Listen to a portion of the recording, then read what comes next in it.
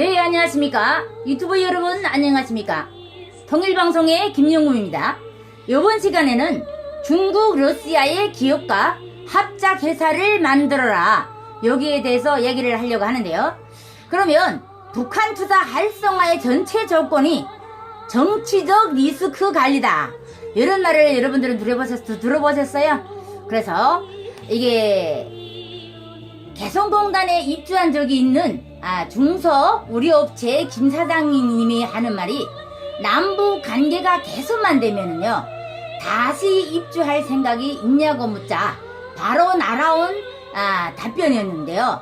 김 사장은 아직도 개성공단에서의 전적으로 철수하던 당시의 장면을 잊지 못한다고 얘기를 하고 있습니다. 날벼락처럼 철수 통보를 받고 알토란 같은 기계 장비들을 그대로 두고 나올 때 지난 30년간 사업으로 쌓아 올린 모든 것이 무너지는 것 같은 느낌이 들었고요. 그리고 30년간 사업으로 쌓아 올린 모든 아늑한 느낌이었는데, 개성공단 지구에 입주한 대부분의 기업인들이요 아직도 당시에 트라우마를 지우지 못하고 있는 것만 같아요. 그래서 북한 투자가 활성화되기 위해서 제일 2의 전체 조건이 이제 남북관계. 그래서 어제 보니까 정말 고맙게도 북한의 유엔의 이제 정부에서 북한에 지원을 해준 데 대해서 정말 탈북민이 한 사람으로서 너무 감사를 드리고요. 그나마 이제 김정은이 이제 해야 될 일은 국민들을 위해서 제발 식량이라든지 그런 것들에 대해서 신경을 좀 써주었으면 하는 바람이기도 합니다. 그래서 굶어서 나가는 사람들이 제발 없도록 세계에서 정말 유엔에서 많은 분들이 그래도 도와주고, 그래도 북한에서 이제 한국에서 많은 정치인들이 이제 도와주는데요. 그런 것을 생각하면 돈을 정말 온천한데 국민을 위해서 썼으면 하는 바람이기도 합니다. 그래서 이렇게 변동에 따른 정치적 리스크, 그리고 기업인들이 대외적인 정치 환경의 변화를 통제할 수는 없는 노릇이라는 것은 여러분들도 알아야 되고요. 그렇다고만 하면 차선으로 정치적 리스크를 최대한 줄이는 방법도 찾아봐야 된다는 겁니다. 그러면 그 중에 가장 현실적인 것이 이제 북한과 오랜 혈맹인 중국, 러시아의 기업과 합작회사를 만들어서 북한에 지출하는 것도 그렇게 나쁘지는 않다고 저는 생각을 하고 있습니다. 그래서 고난의 행군과 이제 미국, 유엔의 대북 경제 체제로 국립하던 시기는 이미 군사 행렬인 중국과 러시아의 경제적 원조를 받아서 위기는 넘겼다고 말할 수 있겠지만은요, 아직까지 중국 기업과 러시아 기업 중에서 10년 이상 북한과 사업을 하고 투자를 해온 기업들이 매로 많죠. 그래서 이제 그런 회사들하고 이제 합작을 해서 투자를 하면 조금은 성과가 있지 않을까, 이런 생각을 해보기도 합니다. 그래서 10년 이상 북한과 사업을 하고 투자를 해온 기업들이 의외로 많다는 겁니다. 그래서 이제 유망한 사업 아이템이라든지 합작회사를 설립하고 중국인 러시아인들의 대적 대표자로 앉히면 북한과의 사업을 훨씬 부드럽게 이끌어 나갈 수 있다는 겁니다. 그래서 한국 기업이 재무와 인사 등 실질적인 경영권을 장악하고 대외적으로 중국인 러시아 그리고 대표이사를 내세워서 북한과의 거래나 대외 업무를 맡기면 괜찮을까 하는 생각도 없지 않아 있는데요. 이렇게 외국인 투자들에게 과실 송금을 잘 허용하지 않는다는 것도 여러분들도 명심하시고 하시기를 바랍니다. 그리고 또 북한의 이동통신시장에 투자했던 이집트 통신회사 오라스콤도 결국은 과실 송금 문제를 해결하지 못하고 사업 철수를 했던 것만큼 고민을 해보시는 것도 더 좋다는 겁니다. 그래서 이게 반해서 북한이 이제 동맹국인 중국, 러시아 회사들에게는 과실 송금에도 상당히 간대한 편이라고 합니다. 또 이것 또한 무시할 수 없는 거죠.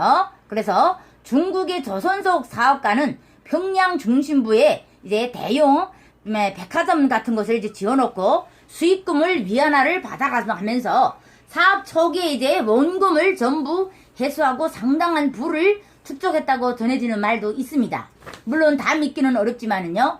이왕이면 중국의 조선족 기업과의 합작을 하면 어떨까 이런 생각인데요. 물론 지금 중국의 조선족들도 다 믿기는 힘들죠. 왜냐면 사기치는 사람들이 대부분이 어때요? 조선족들이 사기를 치는 거죠. 그런 것만큼 조선족들을 다 믿어서는 안 되지만 어느 정도는 그래도 믿을 만한 사람이 있지 않을까 싶은 생각인데요. 그래서 그런 기업가들을 이제 북한과 오랜 사업 경험이 있는 조선족 출신 사업가가 많다는 겁니다. 그래서 조선족 출신인 전규상 전후건설 회장이 1997년도부터 나선 경제특구에서 임페리얼 카지노 호텔을 이제 건설하면서 북한에서 건설 개방 사업을 지속적으로 해오고 있다는 말이 지금 전해지고 있습니다. 그래서 전규상 회장이 북한 노동자들이 머리가 좋고 학습 능력이 뛰어나다면서 북한이 사업하는데 아주 좋은 요건을 가지고 있다는 평가만 하고 있다고 합니다. 그래서 이들 조선족 기업인들은 오랜 기간 이제 북한 투자를 해오면서 교육군 시행착오를 통해서 값비싼 수입료를 이미 지불한 사람들이라고 볼 수 있겠습니다. 그래서 이렇게 북한 고위층이나 친분 관계가 있고 한국과 이제 모두 자유롭게 왕래할 수 있어서 한국 기업이 사업 파트너로서의 최적이라고 생각을 한다면 현재 북한에 어때요? 외국인 투자법은 여전히 규정이 불명명하고 어때요? 투자자의 권리 보호 규정이 미흡하다는 점은 잊지 마셔야 될 것 같습니다. 그래서 따라서 기존에 북한과 거래가 있는 이제 중국 기업이나 러시아 기업의 합작을 통해서 간섭적으로 이제 북한에 투자하는 방법이 현재로서는 리스크를 줄일 수 있는 확실한 방법이라고 말할 수 있겠습니다. 그래서 중국 회사나 이 러시아 회사 중에서 순수한 중국인, 러시아인이 운영하는 회사보다는 조선족이나 거로인이 운영하는 회사와 공동 사업을 하는 것도 나쁘지는 않다. 이렇고요. 아무래도 이제 언어가 통하기 때문에 또 문화적인 면에서 사업을 같이 하기가 수월하기 때문이라고 말할 수도 있고요. 이래 중국 회사와 합작을 하는 경우 합작 회사는 북경에 이제 북한 국경과 인접한 중국의 장춘이라든지 단동이 좋고요. 러시아를 말하면 합작을 하는 경우 합작 회사 본사는 이제 북한 국경 근처에 러시아의 하산이나 그리고 자르비아나가 적당하다는 겁니다. 그리고 이것도 지역별로 잘 알아서 투자를 하느냐 마느냐 하는 것도 많이 관계가 된다는 것입니다. 그래서 합작 공장의 생산직은요 현지 중국, 러시아 그리고 직원들을 채용하고 한국에서 파견한 인원들이 이들이 이제 관리를 하면서 회사 운영에서는 문제가 그렇게 없다고 합니다. 그러면 이것 또한 잘 살펴야 되겠죠. 북한의 이제 당 간부들 그리고 한국 기업과 직접 거래를 하거나 투자를 받는 것은 부담스러워하지 않아도 된다는 겁니다. 그래서 한국이 투자자가 사업에 전면에 나서는 것은 특보다 실패가 크고요.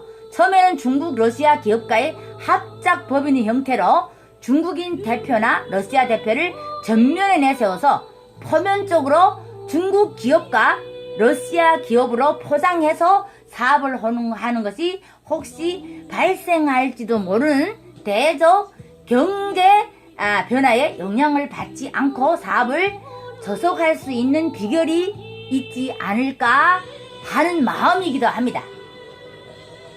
그래서 이제 그 과정에 착실하게 북한과 신뢰 관계를 구축하면서 한국 기업이 언젠가는 단독으로 북한에 투자할 수 있는 국면 전환의 순간이 올 것이라는 겁니다. 그래서 많은 분들이 이게 쉽게 생각을 하지 마시고요. 우선 중국하고 러시아 이런 사람들을 아는 사람들, 중국 사람이라면 조선족 문화가 통하고 소통이 통하는 사람을 잘 선택을 해서 이제 투자를 하다 보면은요, 이제 러시아 사람들도 조선말을 잘하는 사람들이 많아요. 그래서 그런 사람들을 투기로 해서 같이 합작을 하다 보면은요, 큰 성과를 내지는 않을까 하는 생각입니다.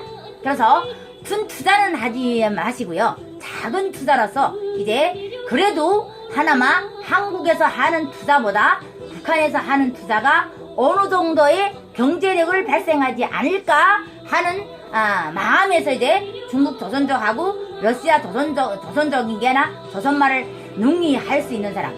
지금 러시아 사람들이 많이 북한에 들어가 있죠.